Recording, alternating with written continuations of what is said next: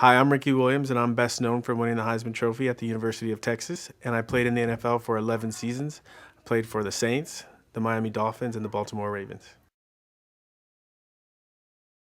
So I wanted to be a part of Celebrity Apprentice because it's a great opportunity to raise money for my charity and at the same time build on my brand. Watching the past seasons in the show, athletes haven't athlete hasn't won yet. And so for me, I want to show that athletes can be more and do more than just what they do on the field and in their sport. What I see my strengths are is I'm used to being in a team environment, so I understand team dynamics. Also, what I bring to the table is it's really easy for me to think outside the box, and so I know I can offer a lot of creative ideas. Creativity seems to be a big part of the show, and in my back pocket, I have some donors from the University of Texas, where I think I can bring some money for my charity in if I'm the project manager for a big fundraising event. And I think also most importantly is as a football player, when it's 4th and 1 and in the fourth quarter, there's a lot of pressure on, and you have to be able to keep your wits. And as the show moves on and becomes more intense, I know that I'm not going to panic. I'll be able to keep my wits about me. It's not clear yet who the pot stirrers are going to be. We have a lot of lively characters. They're really funny and they have a good time. And I'm not sure if they're going to be alliances, but it's obvious that some people on the show know each other and have known each other before the show, and some people are meeting for the first time. The competition looks stiff. I mean, as far as fundraising, I think everyone is afraid of Ryan. I think we all assume that she's got a lot of backing behind her.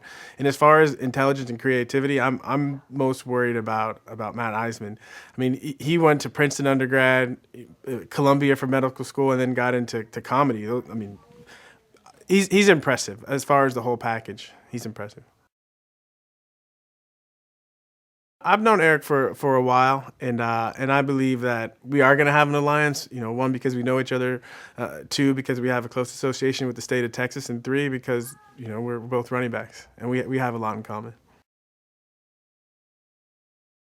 Yeah, when I heard that Arnold Schwarzenegger was going to be the new boss, I was excited. I mean, being an athlete and where I'm trying to go with my brand, he's a perfect role model for athletes. He was able to parlay his success in sports into something even greater. I mean, took him all the way to the governor's mansion.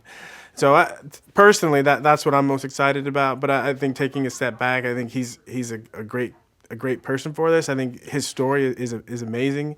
I mean, people know him as an actor and as a bodybuilder, but what I learned about him is he made his first million before he ever picked up a sword in Conan. And so it's obvious that he has an amazing business mind, and he's creative, and he's got a lot of courage. He's willing to be a pioneer and just go. I mean, one of the things that I heard him say is what he loves about America is there's no one there to stop you. And that's, I have a similar story. Growing up and having a difficult upbringing, I was able to get past all that, and I didn't let anyone stop me. And so the kind of success that Arnold has had, that's the kind of success I'd like to have in my life. When I heard that the show was moving to Los Angeles, I was even more excited and anxious to get on the show because, I grew up in San Diego, which is right down the road. And I feel my style is more of a Southern California style. And I think that will give me an advantage. I think a lot of the brands we're going to be asked to create campaigns for, I think I'm going to have a natural affinity with some of those brands and be able to deliver. The charity that I'm playing for is the Dr. John E. Upledger Foundation, and it's an institute in South Florida. And what the foundation does is working with my foundation is we provide osteopathic therapy for retired football players suffering from post-concussive syndrome. And the conversation around the country is starting to bring more attention to the issue.